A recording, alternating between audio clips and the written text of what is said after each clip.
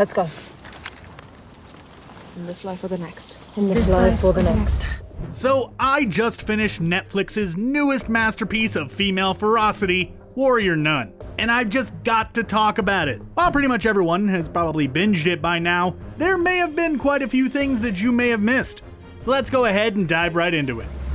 If you haven't watched the series, or if you've already binged a few since then, let me offer a quick refresher course. There's this girl named Ava who grew up as a paraplegic in a convent. She croaks, but then wakes up in the middle of a mythic battle between good and evil. So, you know, standard teenager stuff. She then finds out that she's been accidentally chosen to be a halo bearer for a secret team of nun superheroes. Instead of joining them, she bails to go hang out with her new boyfriend, but that goes south when a demon attacks. She then decides to join the nuns and proposes a mission to stop the cycle of violence forever by destroying the artifact that's bringing in all of those pesky demons in the first place. The team does an epic superhero mission at the Vatican where it turns out that the angel who gave the original Halo bearer her powers was actually a demon. Whoops. The girls are betrayed by their mentor, Father Vincent, and the secret demon possesses a ton of people and gets them to attack the team. Then, because Netflix is really mean, the episode cuts to black, leaving us to wonder who lives and who doesn't for probably about a year or so. So basically, yeah, Warrior Nun is pretty flippin' awesome.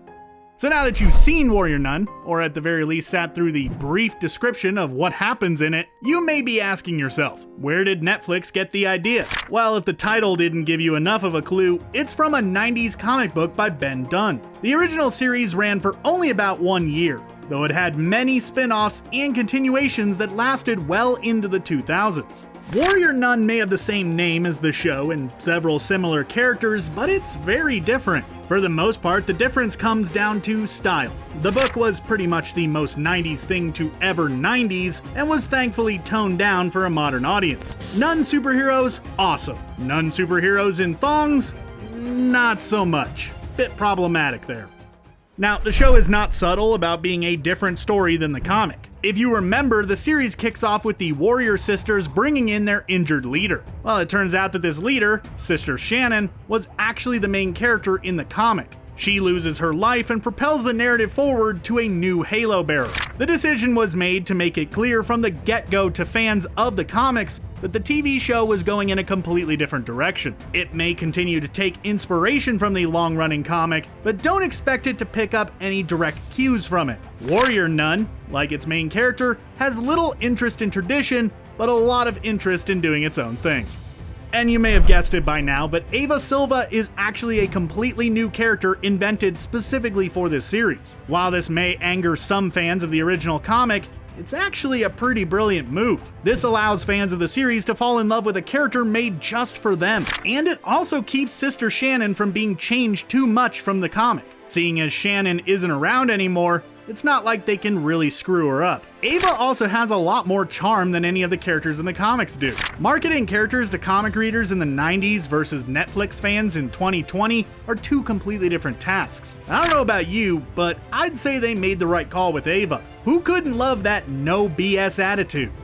So most fans are going to walk away from Warrior Nun Season 1 a bit in love with actress Alba Batista. While it turns out that most of us are late to the party because she's already kind of a big deal. Alba Batista made a name for herself as a Portuguese television star before taking on the Netflix series. And the language barrier wasn't really an issue considering the actress evidently speaks 5 languages. If you just binge through the entire series without really looking at the episodes, you might not be aware of this cool little Easter egg in the titles. You see, each title is a Bible verse that is relevant to the themes of each episode. For example, the first episode where Ava gains her halo is titled Psalm 46:5. That verse reads, "God is within her, she will not fall, God will help her at break of day." It's pretty obvious what the correlation is there, considering the fact that she came back to life with the ability to walk. My favorite is the verse from episode 9 where they go on their Vatican mission, 2 Corinthians 10:4. It reads, "The weapons we fight are not the weapons of the world. On the contrary, they have divine power to demolish strongholds." Now that just sounds awesome.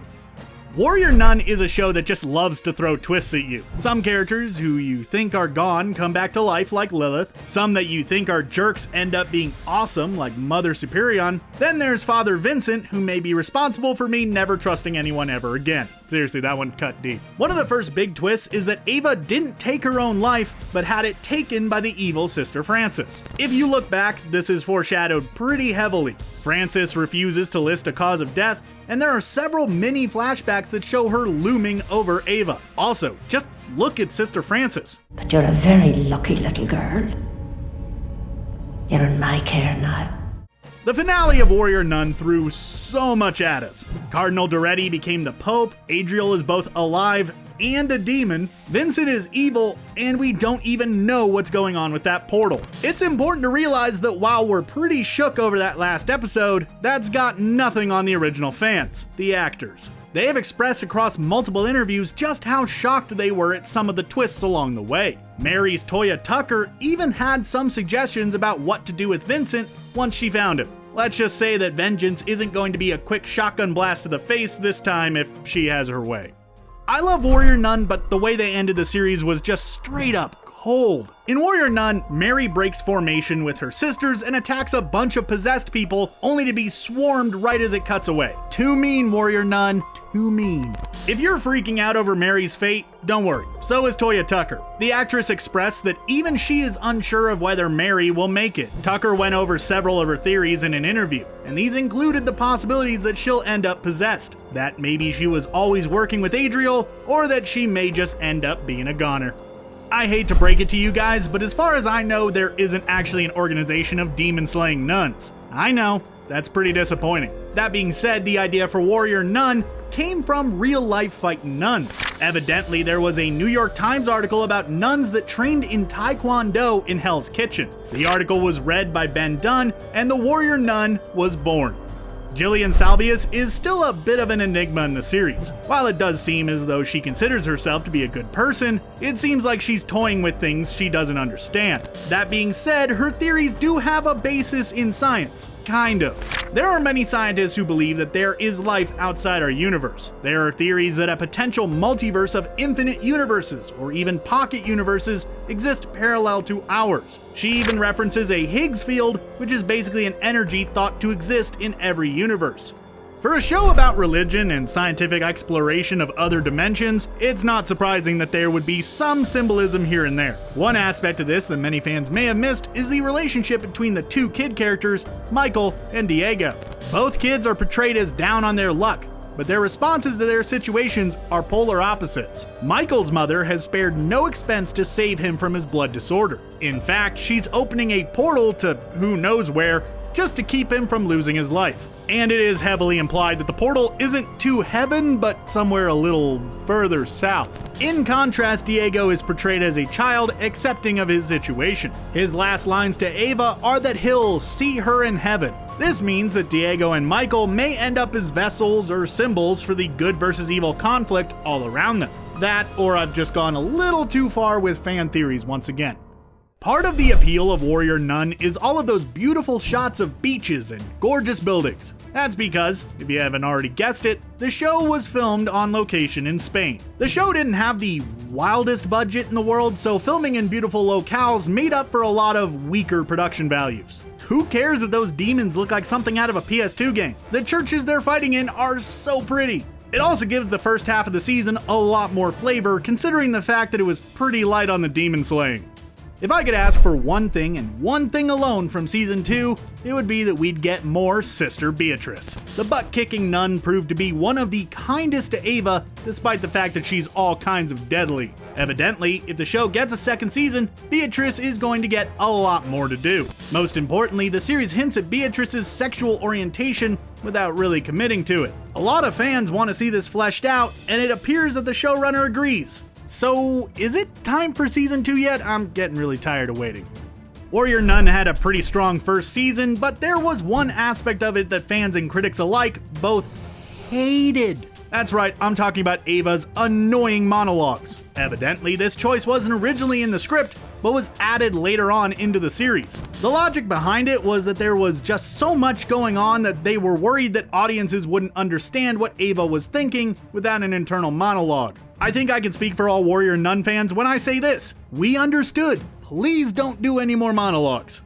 So, most of the characters in the show have at least vaguely biblical names. Shotgun Mary being the most obvious. Lilith's name also comes from biblical legend, and that might answer some questions as to where her story is headed. The story goes that Lilith was the first woman before Eve. Her and Adam didn't exactly get on too well, so Eve was created as a replacement. From there, Lilith was often described as a mother of demons or a demon herself. A woman rejected from her destiny and replaced by someone new sounds a lot like our Lilith. One of the biggest unsolved mysteries has to do with the enigmatic Mother Superion. While it seemed like she was an antagonist for most of the series, it turned out that she was actually a better person than Father Vincent. We also learned that she once tried to be a halo bearer but was rejected somehow. This means that we have to have a flashback of some sort explaining what exactly happened to her. There's also the matter of that gnarly facial scar that she's rocking. So those fights in Warrior Nun are no joke, right? That's because our favorite actresses went through extensive training to be able to pull off the amazing stunts that their superhero characters had to do. Evidently, for many of the actresses, training started as soon as they got off the plane. They learned how to properly handle their weapons and clear a room so that they would look very professional once it was time to fight. Unlike her co-stars, Alba Batista didn't have to train as much. Considering the fact that her powers are mostly CGI, this makes a lot of sense. Apparently, she provided a lot of moral support though, so that's something. If you thought that Jillian looked a little familiar throughout the first season, don't worry, so did I. I really didn't want to open up the IMDb on her, but about halfway through the season, I gave up. It turns out that she had quite the career before she was opening portals to new dimensions. If you've seen movies like The American or the criminally underrated In Bruges, you probably recognized her for her supporting roles in those films. She was also, most recently, in Jennifer Lawrence's Red Sparrow, which is definitely not underrated at all. Warrior Nun is a step up from that, to be sure. Cardinal Doretti was mostly a red herring villain throughout the first season. It really seemed like the manipulative new pope was going to be the show's big bad, but it turned out that he was in the dark on the whole villainous plot. Part of what sold him was the casting of character actor Joaquin de Almeida. He's been a force on both the small screen and the big one in projects like Fast 5, Desperado, and The Hitman's Bodyguard. So we all got played pretty well by the casting people on that one. There's no getting around what the closest series to Warrior Nun is. In many ways, Warrior Nun was sold as a spiritual successor to Buffy the Vampire Slayer. Now, both are feminist action shows about young women who get chosen as the saviors of humanity despite the fact that isn't really what they want to do. While the show obviously takes some inspiration from the classic vamp slaying series, it definitely creates its own style. In the end, being compared to a show like Buffy isn't the worst thing in the world. Can we ever get enough shows about young women who beat up monsters and throw quips at each other? The answer is no. No, we can't. It might surprise you to learn that Warrior Nun wasn't supposed to be a TV show at all. In fact, it was originally pitched as a standalone film. If you look at the season, this makes a lot of sense. If you cut out all the stuff with JC and his friends and Ava's trip with Mary, it has a pretty straightforward movie plot. That being said, Warrior Nun likely would have been a movie that got dropped and then lost in the shuffle of Marvel movies and summer sequels and such. It's pretty great that it became a Netflix series that will likely give us more nun action, hopefully for years to come. For a show titled Warrior Nun, there's a good portion of the season that has nothing to do with warriors or nuns. JC and his little band of misanthropes drop into the early episodes of the season and then drop out without a lot of fanfare. It looks like that storyline took at least a little inspiration from The Bling Ring. That film is based on the true story of a group of millennial thieves who robbed big-name stars while they were out of town. While the storyline was cool at first, it ultimately didn't service the main story aside from giving Ava something else to do for a little while. Every single person who's seen Netflix's newest freshman series is asking the same question. Will there be a season 2? While we may have to wait a few months to hear the official verdict from Netflix, but seeing how the show is trending, I'd say probably yeah. It might also give you hope to learn that the writers are planning out a 5 to 7 season series. Hopefully it goes better for Warrior Nun than it did for Netflix's last Catholic superhero show. Yeah, that was a thing.